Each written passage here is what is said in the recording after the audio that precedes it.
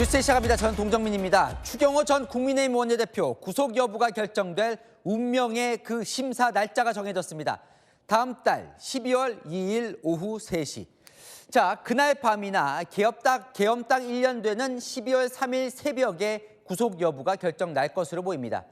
민주당 정청래 대표는 추 의원 구속영장이 발부될 경우 국민의힘 해산 목소리가 높아질 거라며 철저하게 대비하겠다 압박에 나섰습니다. 자, 연말 정치권의 긴장감이 높아지고 있습니다. 최지원 기자입니다. 국민의힘 추경호 의원의 구속 여부를 가를 구속영장 심사 일정이 확정됐습니다. 다음 달 2일 오후 3시에 진행됩니다. 구속 여부는 이르면 2일 밤, 늦으면 계엄 1년이 되는 3일 새벽에 결정될 전망입니다. 민주당은 기각, 발부 두 가지 결과에 대비한 전략 구상에 들어갔습니다. 구속이 결정되면 국민의힘 해산하라는 국민의 목소리가 높아질 것입니다. 기각되면 그 화살은 조희대 사법부로 향할 것입니다. 이 두 가지 상황에 다 철저하게 대비하겠습니다. 민주당은 벌써부터 국민의힘을 향해 정당 해산 공세를 퍼부었습니다. 국민의힘은 이제 도저히 고쳐쓸 수 없는 정당이 되었습니다. 역사의 위헌정당 심판으로 역사에서 사라질 것임을 경고합니다. 예전 같으면은 역적 일당입니다. 진정으로 반성한다면은 해산의 길이 답입니다. 그러나 당내에선 지지층을 겨냥한 여론전의 성격이 강하다는 해석도 나옵니다. 정부 관계자는 제1야당 해산은 정치 자체의 말살행위인데 민주당이 후폭풍을 감당할 수 있겠냐며 실행에 옮기긴 어려울 것이라고 내다봤습니다. 당 관계자는 내부에서 정당 해산 법리 검토를 하고 있지는 않다고 말했습니다. 채널A 뉴스 최재원입니다. 자, 이렇게 여당이 몰아치는 상황, 결과적으로 국민께 고통을 드렸다. 그 책임을 통감한다. 국민의힘 장동혁 대표가 비상계엄을 두고 처음 입장을 밝혔습니다. 보수의 심장 대구를 방문한 자리였습니다. 직접적인 사과 표현은 없었습니다. 백승현 기자가 그 현장에 다녀왔습니다. 이곳은 대구 동성로입니다. 추경호 전 원내대표 체포동의안 가결 후 열리는 첫 국민대회인데다 보수의 심장으로 불리는 만큼 이곳 대구에서 장동혁 지도부가 어떤 메시지를 낼지 당 안팎에서 이목이 집중되는데요. 직접 들어보겠습니다. 민주당의 의회 폭거와 국정 방해가 결국 계엄을 불러왔습니다. 그렇지만 결과적으로 많은 국민들께 혼란과 고통을 드렸습니다. 저는 그 책임을 무겁게 통감하고 있습니다. 장동혁 국민의힘 대표가 12.3 비상계엄을 두고 첫 입장을 내놨습니다. 충성스러운 군인들이 재판정에서 시련을 겪고 있고 사찰을 위협받는 공무원도 있다며 책임 통감을 언급한 겁니다. 직접적인 사과는 없었습니다. 현장에선 사과를 두고 소란이 벌어졌습니다.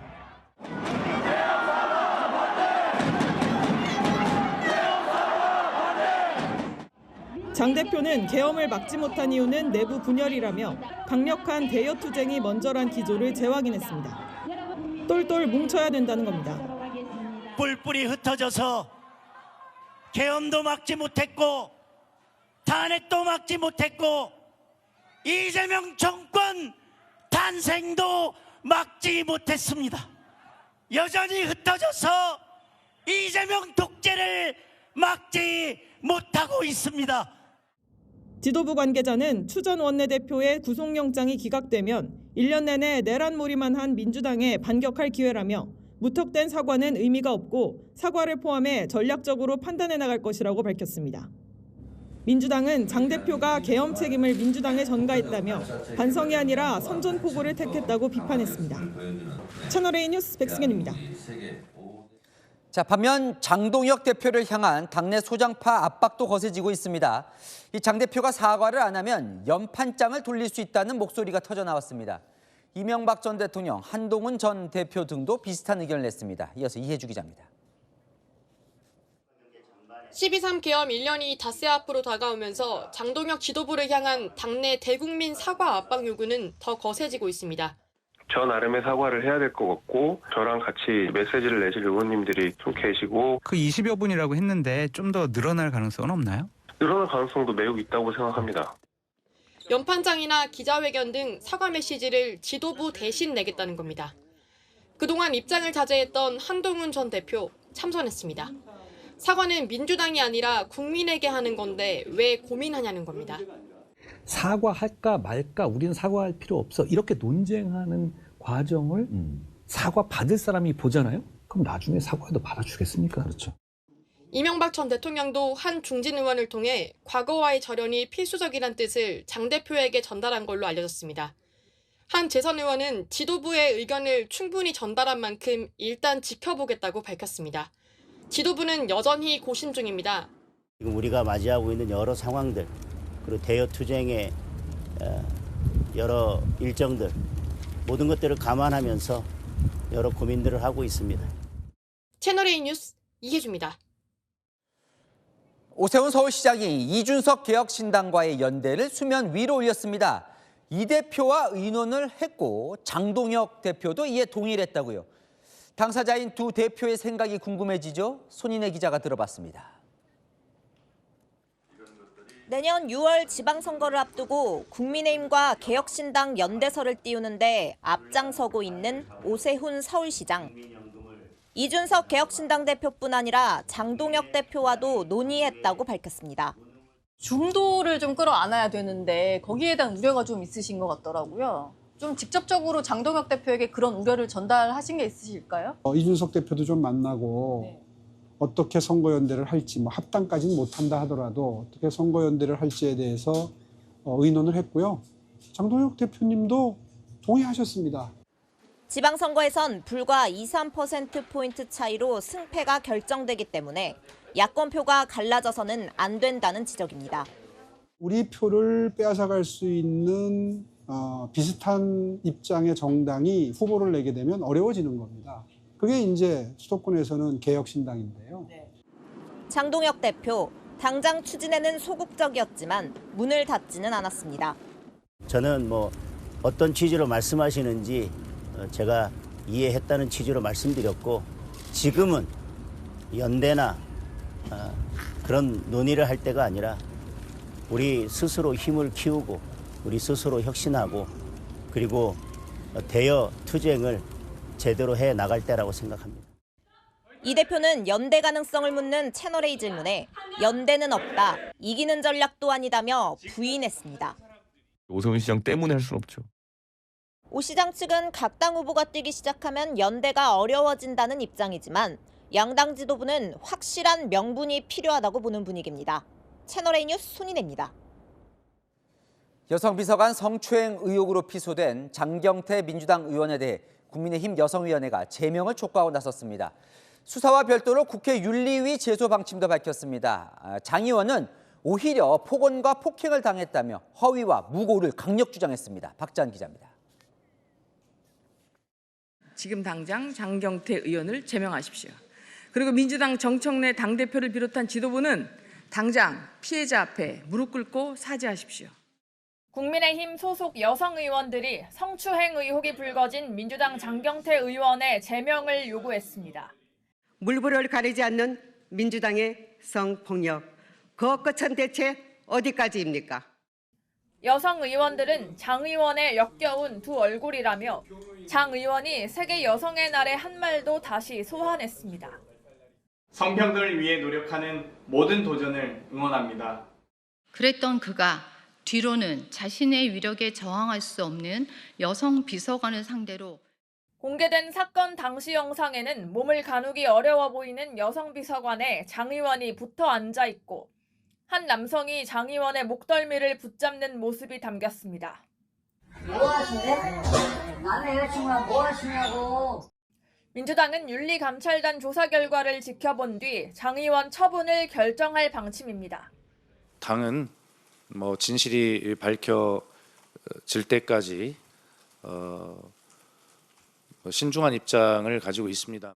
장 의원은 공개된 영상에 대해 명백한 무고라며 당시 고소인의 남자친구라고 알려진 남성이 저에게 폭언과 폭행을 행사하며 동의 없이 촬영한 영상이라고 밝혔습니다. 주변의 만류에도 불구하고 폭력을 지속한 건 그 남성이라며 추행 의혹을 부인했습니다. 채널A 뉴스 박자은입니다. 다음 소식입니다. 6년 전 국회에서 벌어진 패스트트랙 몸싸움 사건. 이 지난주 재판부는 국민의힘 관계자들에게 모두 벌금형을 선고했는데요. 자, 검찰이 민주당 전현직 의원들에 대해서도 전부 벌금형을 구형했습니다. 국민의힘뿐 아니라 민주당도 의원직은 모두 유지할 수 있게 될 것으로 보입니다. 김세인 기자입니다. 국회 패스트트랙 충돌 사건으로 공동폭행 등 혐의로 기소된 민주당 전현직 의원 등 10명이 결심 공판을 마치고 나옵니다. 검찰은 박범계 의원, 박주민 의원 등 현역 의원을 비롯한 10명 모두에 대해 벌금형을 구형했습니다. 검찰은 피해자의 피해 정도, 각 피고인의 유형력 행사 정도 등을 고려해 구형했다고 설명했습니다. 국회법을 오히려 지키려고 했던 우리 당 의원들에 대해서 오히려 공소 취소를 하든지 하는 구형을 했었어야 됐는데 잘못된 구형을 한 부분이 있다라는 말씀을 다시 한번 드리겠습니다. 지난 20일 국민의힘 현직 의원 6명이 1심에서 모두 벌금형을 선고받았는데 의원직 상실형이 아니었고 검찰도 어제 항소를 포기했습니다. 오늘 결심 공판에서 검찰이 의원직 상실형을 구형하지 않은 만큼 기소된 여야 현역 의원 모두 의원직을 유지할 가능성이 높아졌습니다. 민주당 전현직 의원 등 10명에 대한 선고는 다음 달 19일 내려집니다. 채널A 뉴스 김세인입니다. 1심 판결에서 모두 유죄를 선고받은 국민의힘 인사들 26명 중에 대부분인 21명이 항소를 했습니다. 어제 검찰이 항소 포기를 결정했죠. 부담을 덜었으니 2심에서 무죄까지 다퉈보겠다는 걸로 보입니다. 홍지은 기자입니다.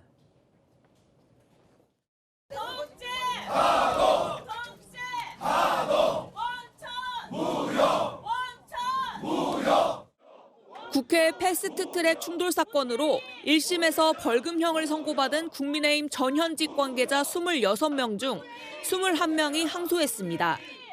의원 중에는 나경원, 윤한홍, 이만희, 이철규 의원이 항소장을 냈습니다.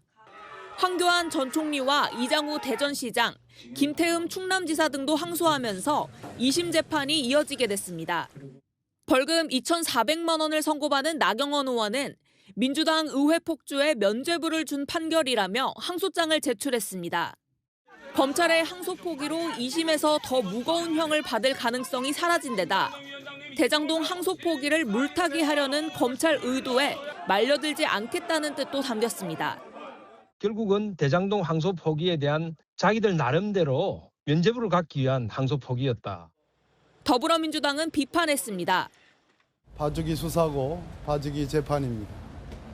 그런 측면에서 아마 항소를 하면서 집에서 혼자 있을 때는 웃고 있을 겁니다. 반면 송원석 원내대표와 김정재 의원, 홍철호 전 정무수석 등 5명은 항소를 제기하지 않으면서 선고가 확정됐습니다. 채널A 뉴스 홍진입니다. 검찰이 지난 4년간 찾아서 동결한, 그러니까 묶어놓은 대장동 일당의 재산 목록을 저희 채널A가 단독 파악했습니다. 총 5,500억 원.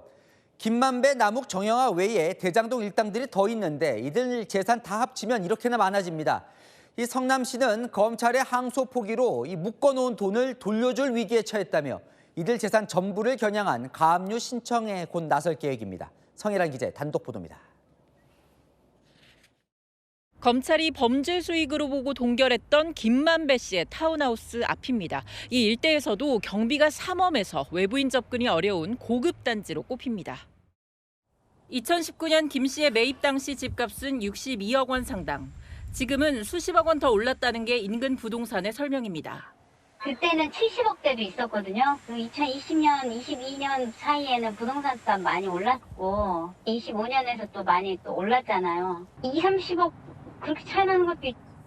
채널A 취재 결과 검찰이 법원에서 받아낸 대장동 사건 재산 동결 규모는 총 5,500억 원 규모.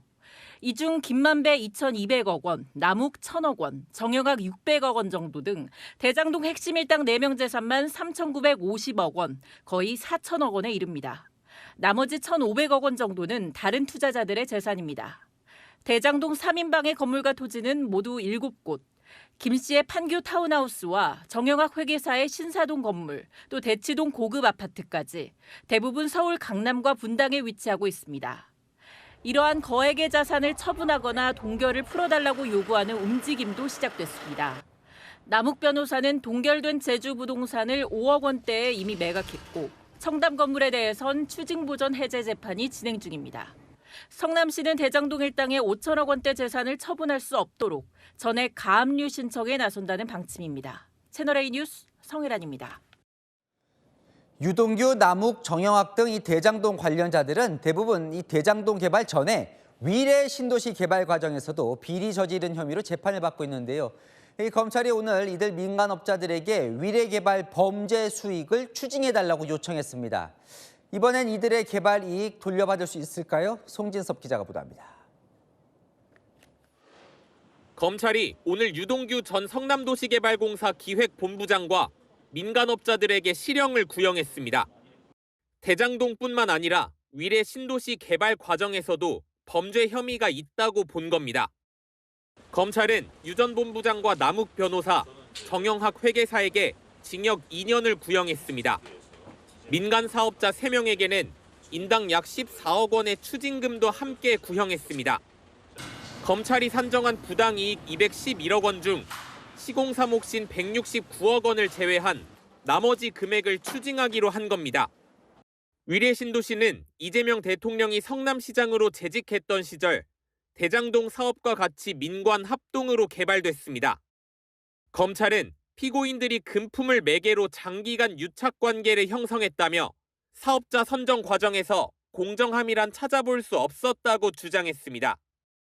유 전 본부장은 최후 진술에서 모든 책임은 저와 이재명 대통령, 정진상 전 실장에게 있다고 말했습니다. 남 변호사는 죄송하다며 고개를 숙였습니다. 채널A 뉴스 송진섭입니다.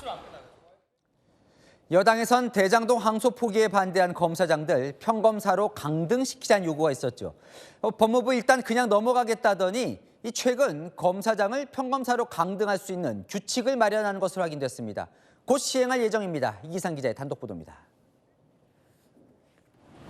이르면 다음 달 법무부가 마련한 개정 검사장 보직 규정이 시행됩니다.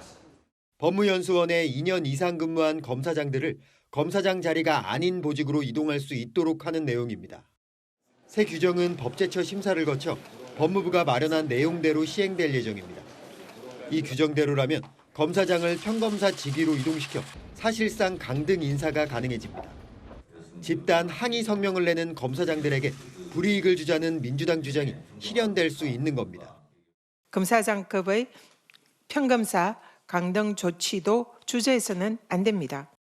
법무부는 검사장급 이상 검사의 인사 유연성, 법무연수원 연구위원회 실질적 연구 인력 배치를 규칙 개정 이유로 설명했습니다.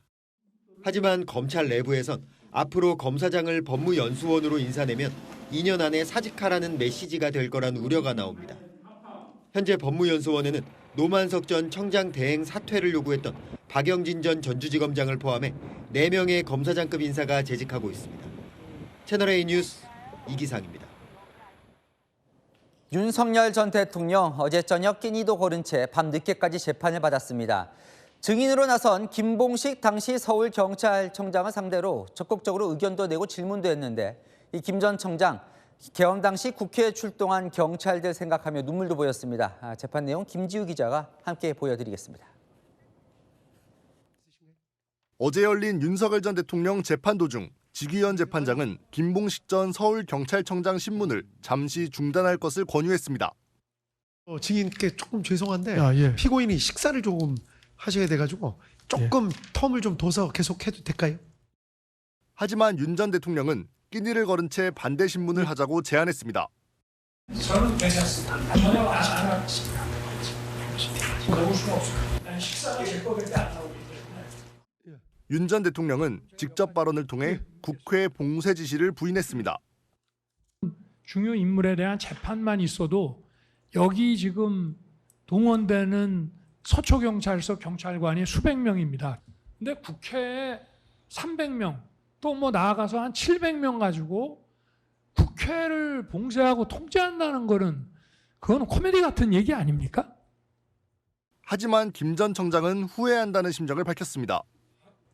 그 당시에는 이제 포고령을 따라야 되느냐 말아야 되느냐 그 부분이 논란이었고 결과적으로 그 과정에서 국회의원님들이 또 못 들어오신 부분들에 있어서는 굉장히 후회가 되고 전적으로 뭐 그런 부분은 제 판단에 문제가 있었다고 그렇게 생각합니다.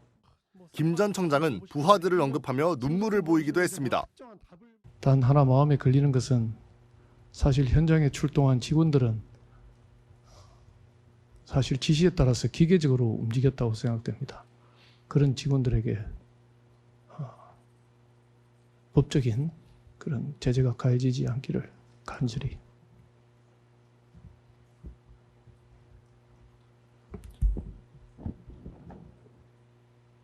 이상입니다.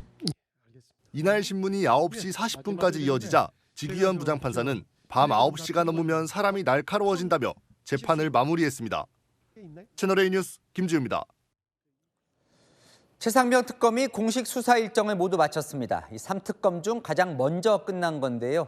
이 끝내 임성근 전 사단장 구명 로비 의혹 실체는 밝혀내지 못했습니다. 오늘 언론 앞에 선 이명현 특별검사, 밝히지 못한 이유로 법원을 언급했습니다. 뭐라고 했을까요? 송정현 기자입니다. 지난 7월 수사를 개시한 최상병 특검이 150일간의 일정을 마무리했습니다. 그동안 특검은 약 180차례에 걸쳐 압수수색을 했고 300여 명의 피의자와 참고인을 조사했습니다. 휴대전화 등 전자기기 포렌식도 430건 이상 실시했습니다. 하지만 핵심인 임성근 구명로비 의혹은 밝히지 못했습니다. 사건 발생 후 오랜 시간이 흘렀기 때문에 많은 증거들이 사라졌고 당사자들 사이에 말맞추기 등 진술 오염도 심각했습니다. 특검은 이종호 전 블랙펄 인베스트 대표가 임 전 사단장 구명로비 청탁을 받았다는 진술을 확보했을 뿐 실제 김건희 여사에게 전달이 됐는지는 규명하지 못했습니다. 이 특검은 참고인들이 수사 협조를 하지 않은 탓도 있다고 밝혔습니다. 핵심 인물인 김장한 한기붕이 특검의 소환 자세를 거부하고 법원의 공판 전 증인신문 기뢰에도 불출석하고 있는 상황입니다. 수사팀은 윤석열 전 대통령을 포함해 총 33명을 기소했지만 이 과정에서 특검이 청구한 구속영장 10건 중 임성근 전 해병대 사단장을 제외하곤 모두 기각됐습니다. 부실 수사 논란이 있었지만 이 특검은 법원 판단이 부당하다고 설명했습니다. 서울중앙지방법원의 영장재판부의 과도한 기각은 아쉬움이 남는 부분입니다. 최상병 특검은 오늘로 수사 활동을 모두 마치고 앞으로 재판 업무에 집중할 예정입니다. 채널A 뉴스 송정현입니다. 어제 청주에서 44일 동안 50대 여성이 실종 상태라는 소식 전해드렸는데요. 결국 주검으로 발견이 됐습니다. 충북의 한 폐수 처리 시설 수조안이었습니다. 범인은 전 남자친구였습니다. 자신의 거래처에 시신을 숨겨놓았고 피해 여성 가족에겐 안 만난 지 꽤 됐다고 시치미도 됐다고 합니다. 김대욱 기자입니다. 충북 음성의 폐수 처리 시설. 실종된 여성 A씨 전 연인 50대 김모 씨가 거래하던 곳입니다. A씨를 살해했다는 자백을 받아낸 경찰은 시신을 수습했습니다. 실종 44일 만입니다. 시신은 마대에 담겨 4m 깊이 폐수 처리 수조 속에 숨겨져 있었습니다. 그분들이야 뭐 자기네들이 관리하는 장소니까 자기네들이 더 잘 알지. 김 씨는 피해 여성을 흉기로 살해한 뒤 청주와 진천을 오가며 A씨 차량을 숨겼습니다. 수사망이 좁혀오자 번호판을 바꿔 달고 충주호에 버렸습니다. 반면 시신은 음성으로 옮기며 수사망을 피해왔습니다. 폐기물 처리 업체를 운영하면서 잘 알고 있던 거래처들을 유기 장소로 택한 겁니다. 피해 여성의 행방을 묻는 가족들에겐 안 만난 지 꽤 됐다며 시치미를 뗐습니다. 범행 직후 여성의 휴대전화로 직장 상사에게 사직 의사를 밝히는 문자를 보낸 사실도 드러났습니다. 경찰은 김 씨가 사이코패스에 해당한다고 보고 프로파일러를 투입해 진단검사를 실시하기로 했습니다. 범행 수법의 잔혹, 그리고 시신 유기 과정의 어떤 정상적으로 볼 수 없는 어떤 그런 점 때문에 심리검사를 한번 해보겠다는 거예요. 김 씨는 살인 혐의로 구속됐습니다. 채널A 뉴스 김대욱입니다. 온 국민을 충격에 빠뜨렸던 이 캄보디아 대학생 납치 살해 사건의 주범이 드디어 잡혔습니다. 중국 국적자 리광호. 한국인들과 식사를 하다가 캄보디아 경찰에 체포가 됐습니다. 국내 송환이 가능할지 이서영 기자가 보도합니다. 한국인 대학생 납치 살해 사건 주범으로 지목된 중국 국적자 리광호가 현지 시각 어제 새벽 2시쯤 캄보디아 경찰에 붙잡혔습니다. 리광호는 당시 프놈펜의 한 식당에서 한국인들과 식사 중이었던 것으로 알려졌습니다. 경찰에 따르면 리광호는 한국인 대학생 살해 혐의가 아닌 캄보디아에서 벌인 다른 범죄 혐의로 검거된 걸로 전해졌습니다. 리광호는 지난 7월 박람회에 다녀오겠다며 캄보디아로 떠난 20대 대학생 박모 씨를 감금한 뒤 폭행과 고문을 벌이다 사망하게 한 주범으로 지목됐습니다. 박 씨가 지난 8월 보코르산 인근에서 숨진 채 발견된 후 중국인 3명이 살해 혐의로 구속 기소됐지만 정작 리광호는 그동안 잠적해온 걸로 전해졌습니다. 리광호는 2년 전 강남 학원가 마약 사건 총책의 공범으로도 지목됐습니다. 2023년 강남 학원가 마약 사건의 총책으로 캄보디아에서 검거된 리 모 씨의 공범으로 확인이 되었습니다. 주 캄보디아 한국대사관은 리광호의 국내 송환 가능 여부를 현지 당국과 협의할 계획입니다. 채널A 뉴스 이서영입니다. 부부가 운영하는 사무실에서 화재가 나 부부가 큰 화상을 입었습니다. 자, 어쩌다 불이 났을까? 이 직전에 부부 싸움이 있었다는 목격자 주장이 나왔는데요. 이 경찰은 싸움 과정에서 불을 질렀을 가능성도 열어두고 수사 중입니다. 권경문 기자입니다. 늦은 밤 건물에서 하얀색 연기가 피어오르더니 입구에서 시뻘건 화염이 치솟습니다. 소방차 여러 대가 연이어 도착하고 소방대원들이 지하로 급히 출동합니다. 지하의 구조 대상자 2명은 대피. 잠시 뒤 소방대원들이 들것에 부상자를 싣고 구급차를 향해 달려갑니다. 오늘 새벽 서울 강동구 건물 지하 1층에서 발생한 화재 당시 상황입니다. 냄새가 나더라고. 그래서 일어났는데 낭낭낭 소리가 터지는 소리가 나더라고. 근데 연기가 뿜 나오는 거야. 불이 난 지하 사무실 문과 통로에는 까맣게 그을린 흔적이 그대로 남아 있습니다. 불이 난 곳은 부부가 운영하는 환기구 업체 사무실이었습니다. 50대 남성이 양팔에 화상을 입었고 아내인 40대 여성은 전신에 화상을 입은 채 병원으로 옮겨졌습니다. 한 30분, 20분 전부터 부부 싸움이랑 말소리가 지하에서 들리긴 했었어요. 방화를 비롯한 모든 가능성을 열어두고 수사 중인 경찰은 부부가 치료를 마치는 대로 조사를 이어갈 계획입니다. 채널A 뉴스 권경문입니다. 제주도에서 자생하는 후박나무인데요. 뭔가 이상하죠? 껍질이 다 벗겨져 있습니다. 50대 조경업자가 무려 400그루에 달하는 나무의 껍질을 몽땅 벗겨서 약재로 팔았습니다. 이 수사가 시작되자 아예 나무도 잘라버렸는데요.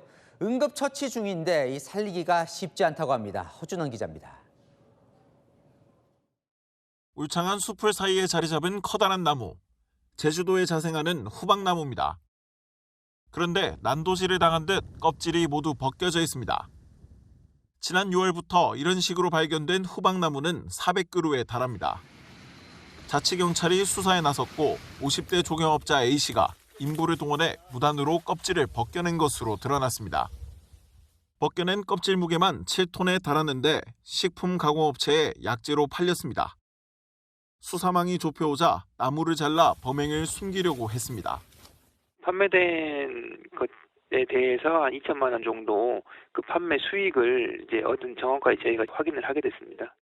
껍질이 벗겨진 후박나무에 황토를 발라 응급조치를 했지만 살리기는 쉽지 않아 보입니다. 껍질이 벗겨지면서 나무의 수분이나 영양분을 옮겨주는 조직이 함께 손상됐기 때문입니다. 일부는 벌써 죽어가고 있습니다. 고사를 할 거예요. 왜냐하면 껍질을 너무 많이 벗겨버리니까 물관, 체관 다 그쪽에 있으니까 광합성 작용을 못하고. 제주자치경찰은 A씨를 구속해 검찰에 넘겼습니다. 채널A 뉴스 허준원입니다. 국내 최대 가상자산 거래소 업비트가 해킹당했다는 소식 전해드렸었는데요. 또 북한 소행으로 보입니다.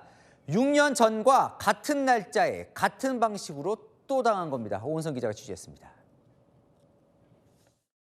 북한 해킹 조직 라자루스가 업비트에서 발생한 445억 원 규모 해킹 사건의 배후로 지목되고 있습니다.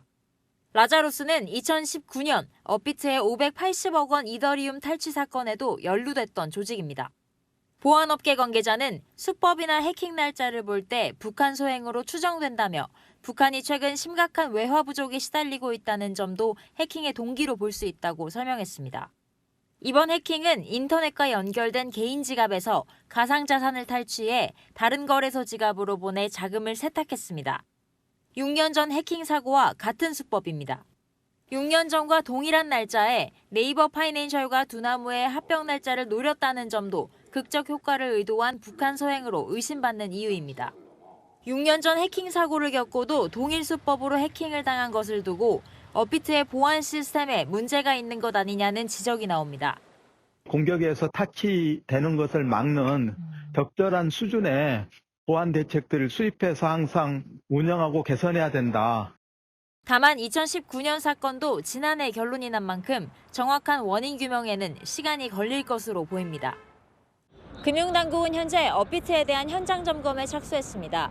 북한 소행 가능성 여부와 내부 보안 시스템을 면밀하게 살펴볼 계획입니다. 채널A 뉴스 오은선입니다. 2025년에 서울 지하철에 이런 광고가 붙었습니다. 결혼은 20대에 해야 한다. 이 저출산 장려 광고라고 보기엔 여성들에게 고정된 성역할을 강요한다는 비판이 나옵니다. 직접 판단해 보시죠. 김승희 기자의 단독 보도입니다. 서울 지하철 2호선 열차 안에 붙어 있는 광고입니다.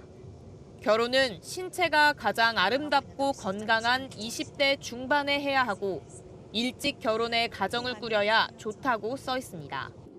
광고를 낸 건 저소득 국가 아이들을 지원하는 한 사단 법인입니다. 이 광고는 서울 2호선 지하철에 100개가 부착됐습니다. 모두가 다 그때 결혼하고 그래야 되는 건 아니니까 너무 편향된 시선인데 이게 심의가 통과됐다는 게 좀. 요즘 사회 정서에 봐서는 부적합할 현재 20대의 상황들을 잘 고려하지 못한. 서울교통공사는 지하철 광고의 경우 중립성 확보를 위해 심의를 외부 기구에 위탁하고 있다고 말했습니다. 심의 기준에 따르면 성역할 고정관념과 편견을 조장하는 표현이 있는 내용은 광고할 수 없습니다. 심의기구는 문제될 게 없다는 입장입니다. 법적으로 위반되는 소지가 없었고요. 특정 성에 맞춰져 있는 광고로 보진 않았어요. 남녀가 함께 있었고. 하지만 고정된 성역할을 강요하는 걸로 해석될 수 있다는 게 전문가 의견입니다. 여성의 몸을 일종의 재생산 자원으로 보는 것, 성역할 고정관념을 지금 집어넣고 있는 거거든요. 취재가 시작되자 공사는 해당 광고의 내용이 부적절하다고 판단해 광고를 내리고 있다고 설명했습니다. 채널A 뉴스 김승희입니다. 보도 채널 YTN 2년 전 유진그룹이 인수를 했는데요. 이 법원이 유진그룹의 YTN 인수를 승인한 당시 방송통신위원회 결정이 위법하다며 취소 결정을 내렸습니다. 그럼 어떻게 되는 걸까요? 홍난 기자입니다. 서울행정법원이 YTN 우리사주조합이 방송통신위원회를 상대로 낸 최대 주주 변경 승인 처분 취소 소송에서 조합손을 들어줬습니다. 재판부는 방통위원 2명만 있는 상태에서 의결에 승인한 것은 절차상 하자가 있다고 봤습니다. 방통위법상 재적위원 과반수 찬성으로 의결 승인할 수 있지만 재적위원이 2명뿐이라면 의견 교환만 가능하고 1명이 반대하면 의결이 불가능해 다수결의 원리가 사실상 작동되기 어렵다는 설명입니다. 재판부는 또 주요 의사결정은 5인이 모두 임명돼 제적한 상태에서 3인 이상 찬성으로 이뤄지는 게 바람직하다고 강조했습니다. 방송미디어통신위원회로 확대 개편된 방미통위가 3인 이상으로 다시 구성되면 유진그룹이 최대 주주 변경 재승인 신청을 할 수 있습니다. 다만 정부 차원에서 헐값 매각 의혹을 들여다보겠다고 벼르고 있는 상황에서 가능성은 낮다는 관측이 나옵니다. 방미통위 초대 위원장 후보자에는 김종철 연세대학교 법학전문대학원 교수가 지명됐습니다. 대통령실은 새로운 디지털 미디어 산업 환경에 적응하며 규제를 혁파하고 법제를 정비할 적임자라고 설명했습니다. 채널A 뉴스 홍란입니다. 주식 투자자들 주식 사고 팔 때 수익 외에 이 배당 수익도 기대할 수 있죠. 내년부터는 이 배당 수익을 다른 소득과 분리해서 별도로 매기게 됩니다. 이렇게 되면 이 배당 주식 투자자들 세 부담이 줄어들 걸로 보이거든요. 여야가 오늘 이 부분에 합의를 봤습니다. 구체적으로 어떻게 바뀌는 건지 조민기 기자가 전해드립니다. 여야가 내년부터 배당소득 분리과세를 도입하는 내용의 세제 개편안에 합의했습니다. 지금까진 배당소득이 연 2천만 원을 넘으면 다른 소득과 합쳐져 최고 45% 세율이 매겨졌는데 이제 별도의 낮은 세율로 과세하겠다는 겁니다. 배당소득 분리과세가 도입되는 건 이번이 처음입니다. 새 부담을 줄여 주식시장을 활성화하겠다는 취지로 이재명 대통령도 취임 초기부터 강조해왔습니다. 배당을 더 많이 늘리면서 동시에 세수에 큰 손실이 결손이 발생하지 않으면 최대한 배당을 많이 하게 하는 데 맞게 하는 게 목표예요. 여야 합의에 따르면 4개 구간에 따른 세율이 적용되는데 50억 원 초과 구간에선 최고 30%의 세율을 부과합니다. 당초 여야는 최고 세율을 35%로 설정한 정부안에서 25%로 낮추기로 합의했지만 부자 감세란 비판을 반영한 겁니다. 단 최고 세율을 적용받는 인원은 약 100명 정도 수준입니다. 이번 합의를 두고 투자자들 사이에선 국내 증시가 살아날 거란 기대와 최고 세율이 30%로 적용돼 실망스럽다는 반응이 엇갈렸습니다. 채널A 뉴스 조민기입니다. 이창용 한국은행 총재 이 고환율과 관련해서 달러 유출 원인 중 하나로 젊은이들 해외 주식 투자를 꼽았었죠. 그런데 이 총재는 자녀 유학비에 수십억 원 쓰고 한 금통위원은 수십억 원대 미국 주식을 보유했다고 알려지면서 이 서학개미들 정작 책임자들은 말과 행동이 다른 것 아니냐 더 화가 났습니다. 안건우 기자입니다. 이창용 한국은행 총재가 환율 급등 원인 중 하나로 불어나는 서학개미의 해외 투자를 꼽자 온라인에선 비판이 쏟아졌습니다. 누리꾼들은 국내 증시에서 당하고 넘어간 거다. 서학개미가 매국 노냐는 격한 반응을 보였습니다. 이 총재가 자녀 유학비로 20억 원을 쓴 과거도 소환됐습니다. 이 총재는 인사청문회 당시 세 자녀의 미국과 필리핀 유학비로 거액을 지출한 사실이 드러나 국회의 지적을 받았습니다. 장녀, 차녀, 장남 쭉 보면은 총 학비가 우리나라 돈으로 한화로 한 20억 6천만 원, 한 해 교육비가 2억 5천만 원. 그런데 미국 대학 학비가 요새 1인당 한 7만 불, 8만 불 합니다. 그래서 제가 해외에 있는 그런 상황에서는 어쩔 수 없는 선택이었다고 말씀드립니다. 기준금리를 결정하는 한은금융통화위원회 해외 주식 투자도 도마에 올랐습니다. 장영성 금통위원은 본인 명의로 41억 원어치가 넘는 아마존과 알파벳, 테슬라 등 미국 빅테크 주식을 보유했습니다. 한은은 이 총재가 10년 넘게 미국과 필리핀에서 근무해 자녀 교육비 지출이 불가피했다고 해명했습니다. 장 위원의 주식 보유에 대해선 10여 년 전 미국에서 교수직에 있을 때 장기 투자한 것이라고 말했습니다. 채널A 뉴스 안건우입니다. 원달러 환율이 고공행진을 이어가자 이 달러 상품에 뭉칫돈이 물리고 있습니다. 달러 예금, 달러 보험, 외화 RP까지요. 이른바 환테크인데 유의해야 할 부분은 없을까요? 배정현 기자가 알려드립니다. 원달러 환율은 어제보다 5원 넘게 오른 1,470.6원의 주간 거래를 마쳤습니다. 환율 상승세가 계속되면서 환율이 높아질 것을 예상하고 투자하는 이른바 환테크가 늘고 있습니다. 5대 시중은행의 달러 예금 잔액은 한 달 만에 약 6조 7천억 원 늘었습니다. 원화 예금보다 금리가 높은 데다 환율 변동으로 인한 환차익을 얻을 수 있을 거란 기대감이 커졌기 때문입니다. 환율이 더 오를 것이다라고 예측하는 개인들이 이제 꾸준히 좀 매입을 하고 있는 상태고, 여기에 달러 보험 가입도 지난해 대비 가파르게 늘었습니다.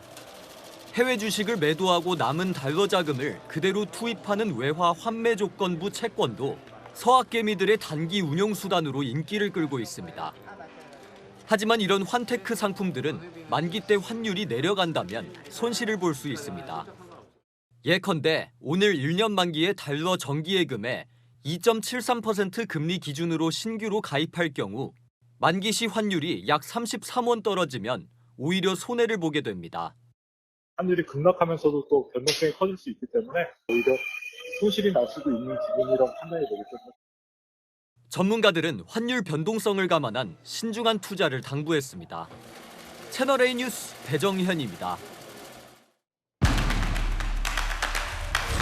안 기자, 경제산업부 여인선 기자 나왔습니다. 자, 당국자들이 서학개미가 환율을 끌어올린다고 주장해서 한번 맞는지 따져보려고 하는데요. 네. 일단 해외 투자가 많아진 건 맞아요, 그죠? 네, 많아지긴 했습니다. 지난해 말 기준 개인 투자자들의 미국 주식 투자는 5년 전과 비교해서 약 13배 증가했습니다. 올해는 더 늘어날 전망인데요.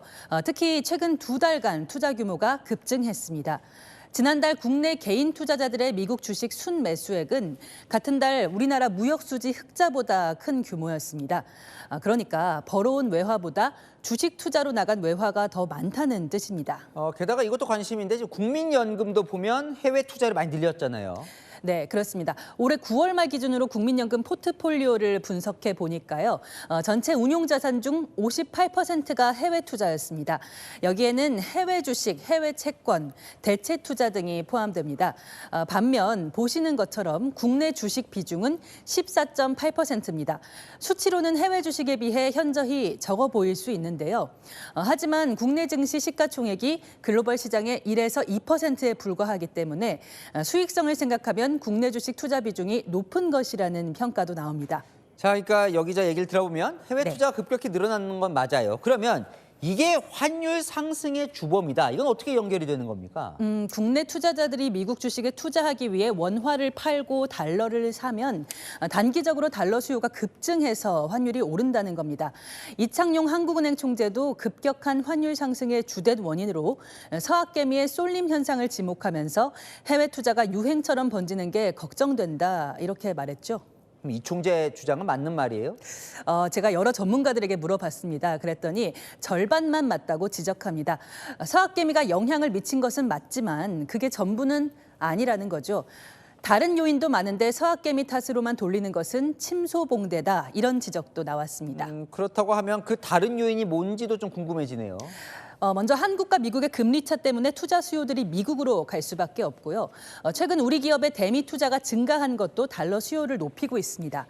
수출 기업들이 달러를 벌어온 뒤 환전하지 않고 가지고 있는 것도 원화 약세를 불러일으키고요. 정부가 경기 부양을 한다면서 적극적으로 지출을 늘리는 정책도 환율에 직접적인 영향을 미칠 수 있습니다.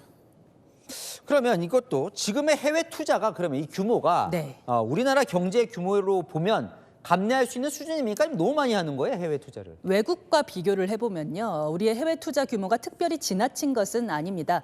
OECD 38개 국가 중에서는 16위고요. GDP 대비 비중으로 비교를 해보면 보시다시피 영국, 프랑스, 독일, 일본 등 주요 선진국보다 현저하게 낮습니다. 전문가들은 오히려 이렇게 한국의 해외 투자 비중이 높아진 것이 선진국형 대차 대조표로 이동하는 자연스러운 현상이다. 이렇게 평가하기도 합니다. 자, 마지막으로 결론으로 좀 가보죠. 네. 정부 말대로 그러면 해외 투자를 줄이면 지금 환율은 엄청 올랐는데 이거 좀 떨어지는 겁니까? 단기적으로는 효과를 볼 수 있지만 근본적인 해결책은 아니라는 것이 전문가들의 중론입니다. 이미 한국은 국내 투자 유도 정책을 갖고 있습니다.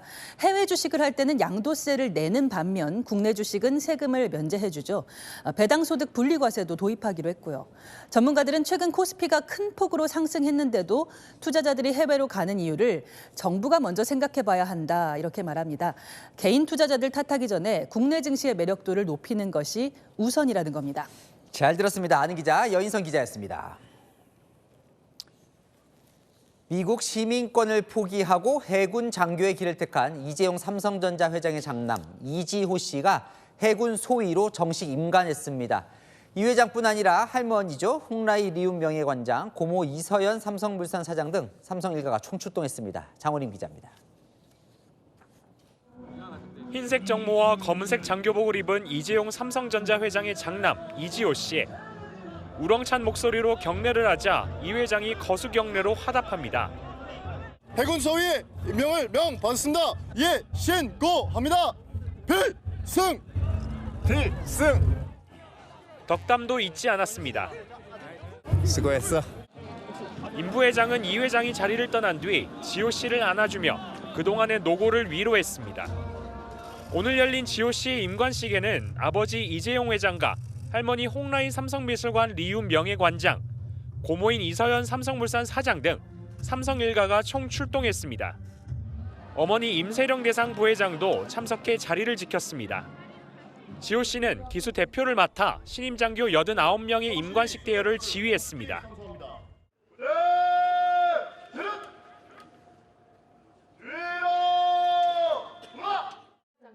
지호 씨는 아버지와 어머니가 앉아있는 단상을 향해 손을 흔들며 연신 밝은 모습을 보였습니다. 지호 씨는 11주간 이어진 고강도 훈련에서 빠지지 않고 성실하게 훈련에 임해 동기들로부터 신뢰를 받아왔던 것으로 알려졌습니다. 지난 9월 입영식 때와 비교해 확연히 살이 빠진 모습이 눈에 띕니다. 이지호 소위는 약 5주가량 초등군사 훈련을 받은 뒤 근무지로 배치받게 되는데요. 삼성가에서 장교가 배출된 것은 이번이 처음입니다. 앞으로 함정 통역 장교로 근무하게 될 지호 씨는 총 39개월 동안 복무할 예정입니다. 채널A 뉴스 장호림입니다. 미국 백악관 근처에서 총격이 발생했다는 소식 전해드렸는데요. 이 총상을 입은 주방위군 한 명이 끝내 숨졌습니다. 이 총격범은 아프가니스탄 출신 20대 남성이었습니다. 이 사건 당시 다른 병사들이 이 총격범에게 반격하는 영상이 공개가 됐습니다. 이현지 기자입니다. 군복 차림의 병사 2명이 몸을 틀어 돌아나가자 검은 옷 차림의 권총 든 남성이 나타납니다. 잠시 뒤 돌아온 병사가 남성을 향해 총을 발사합니다. 현지 시각 그제 백악관 인근에서 발생한 주방위군 피격 사건 당시 상황입니다. 총에 맞은 2명의 병사 중 20대 여군 사라 백스트롬이 하루 만에 결국 숨졌습니다. She's just passed away. She's no longer with us. 현장에서 중상을 입고 체포된 총격범은 아프가니스탄 출신 20대 남성 라흐마눌라 라카널로 밝혀졌습니다. Who entered the United States under Biden's Operation Allies Welcome, a program following the disastrous withdrawal from Afghanistan. 트럼프 대통령은 경로한 듯 심야에 SNS 글을 올려 이민 정책 강화안을 발표했습니다. 제3세계 이민자를 영원히 받지 않겠다며 바이든 정부가 불법 입국시킨 수백만 명을 모두 추방하겠다고 으름장을 놓은 겁니다. 앞서 트럼프는 아프간과 이란 등 19개 우려국가 영주권자에 대한 재조사를 거론한 바 있습니다. 채널A 뉴스 이현지입니다. 중국의 일본 압박에 러시아가 우군으로 나섰는데요. 보답이라도 하는 듯 중국인들이 일본 여행 대신 러시아 여행을 선택하고 있습니다. 베이징 이윤상 특파원이 보도합니다. 눈 덮인 들판을 걷던 관광객이 감탄을 쏟아냅니다.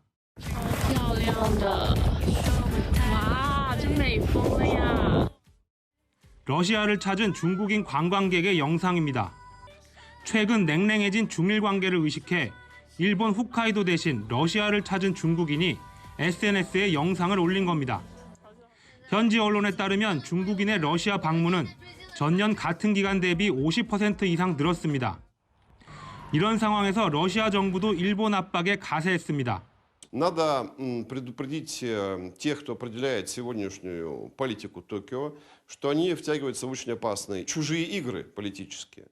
Но провокационный курс некоторых столиц в регионе в последнее время проявляется в значительно большей степени, чем до сих пор. 왕이 중국 외교부장은 유엔 안보리 상임이사국인 프랑스와 소통하던 중 이례적으로 제3국인 일본을 거론하기도 했습니다. 왕이 부장은 현지 시각 어제 에마뉴엘 본 프랑스 외교수석과의 전화통화에서 일본의 현직 지도자가 대만 관련 도발 발언으로 중국의 주권을 침해했다며 프랑스가 계속 하나의 중국 원칙을 준수하기를 희망한다고 강조했습니다. 중국군은 출동 준비를 하는 영상을 공개했습니다. 중국 관영 황구시보는 일본이 대만에 손을 대는 건 중국 본토를 침략하는 것이라고 압박했습니다. 베이징에서 채널A 뉴스 이윤상입니다. 자, 홍콩 최악의 화재 소식으로 이어갑니다. 지금까지 100명 넘는 사람들이 목숨을 잃었고 아직도 어디에 있는지 모르는 실종자 200명에 달합니다. 고층 아파트 7개 동을 태워버린 화재의 시작은 작은 불씨였습니다. 그 영상이 공개됐습니다. 김정근 기자입니다. 아파트 단지 저층부의 한쪽이 불에 타는 게 보입니다. 그런데 잠시 뒤 불길이 빠르게 위로 번집니다. 홍콩 화재 발화 순간 영상입니다. 1층에서 4층까지 불이 번지는 데 걸린 시간은 불과 6분이었던 걸로 전해집니다. 현지 시각 그제 오후 2시 51분 홍콩 타이푸 지역 고층 아파트 단지에서 시작된 화재 진압 작업은 약 43시간 만인 오늘 오전 10시 18분쯤 종료됐습니다. 이번 화재로 인한 사망자는 현재까지 소방관 1명을 포함해 128명으로 늘었고 병원에 옮겨진 부상자만 79명에 달하는 걸로 알려졌습니다. 소방당국에 따르면 아직 200명 넘는 실종자와 연락이 닿지 않고 있습니다. 我哋唔排除咧，稍後當警方進入去作詳細嘅調查同埋搜證嘅時間咧，係有機會係另外再發現一啲咧係燒焦咗嘅遺體嘅。 당국은 사망자 신원 확인에 속도를 내는 한편 인근 아파트 등 임시 피난처 추가 확보에도 총력을 기울이고 있습니다. 피난처 공간이 워낙 협소해 일부 주민들은 차가운 쇼핑몰 바닥에서 캐리어를 식탁 삼아 식사를 하거나 매트리스만 펼쳐둔 채 버티고 있습니다. 我想应该事件没有那么大，是没想到这个火那么难控制，一直燃烧。 화재가 난 아파트 단지는 2,000 가구 규모의 32층 건물로 약 4,600명이 거주했었는데 거주민 중 40% 이상이 65세 이상 고령자였던 탓에 대피가 늦어져 피해가 컸다는 분석이 제기됩니다. 채널A 뉴스 김정근입니다. 동남아 곳곳이 괴물 폭우로 고통받고 있습니다. 이 태국에서는 300년 만에 폭우로 80명 이상이 숨졌고 인도네시아 이 수마트라 섬에선 일주일째 폭우가 계속되고 있습니다. 서주희 기자입니다. 침수된 집 안에서 구명조끼를 입은 여성이 아기를 품에 안고 물에 떠 있습니다. 한 남성은 흙탕물이 가득 찬 도로를 수영해 건너갑니다. 물에 휩쓸리지 않으려 전봇대 전깃줄에 의지해 위태롭게 이동하는 남성들도 보입니다. 현지 시각 그제 태국 남부에 300년 만에 기록적인 폭우가 내렸습니다. AP통신에 따르면 이번 홍수로 최소 80명이 숨지고 300만 명 이상이 피해를 입었습니다. 다리가 거센 물살에 휩쓸려 무너지자 지켜보던 주민들이 비명을 지릅니다. 멀쩡하던 집 한 채도 흙탕물에 휩쓸려 내려갑니다. 인도네시아 수마트라 섬에서도 지난 주말부터 폭우로 인한 홍수와 산사태가 이어지고 있습니다. 로이터 통신에 따르면 현지 시각 오늘 오전까지 총 72명이 숨졌고 일부 지역에선 통신이 두절됐습니다.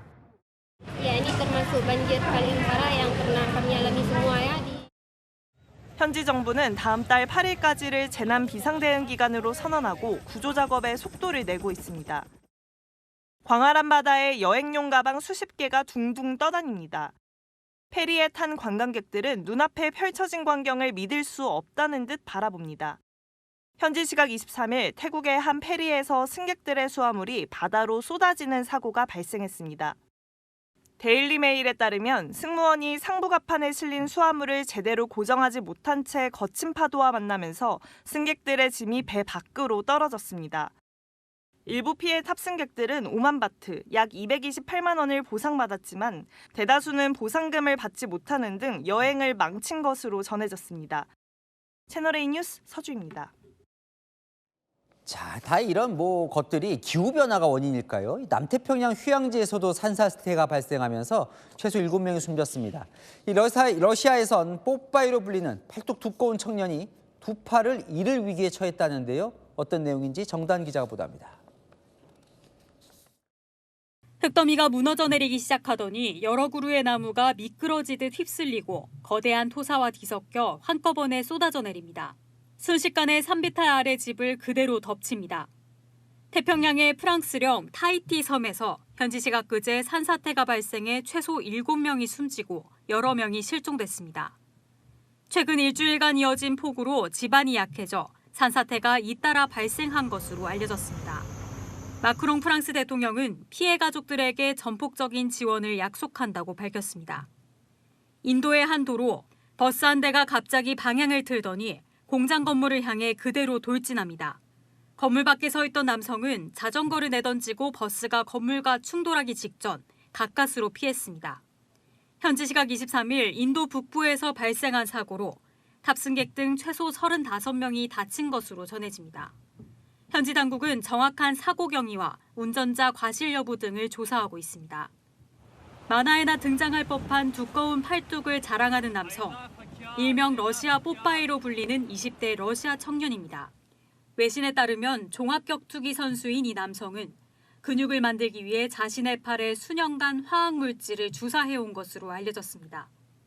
하지만 감염이 악화해 현재는 치료조차 쉽지 않은 상태로 피부 이식 수술도 어려워 두 팔을 모두 잃을 위기에 처한 것으로 전해집니다. 채널A 뉴스 정다은입니다. 오늘 찾아온 추위 오래가진 않습니다. 내일 낮부터 날이 풀려서 주말 동안 다소 포근하겠습니다. 하지만 다음 주에는 본격 겨울 추위가 시작됩니다. 주말에는 기온이 크게 오릅니다. 내일 아침까지 서울 1도로 쌀쌀하지만 한낮 기온 12도로 쑥 오르고요. 모레는 한낮 기온 15도로 평년보다 7도나 높겠습니다.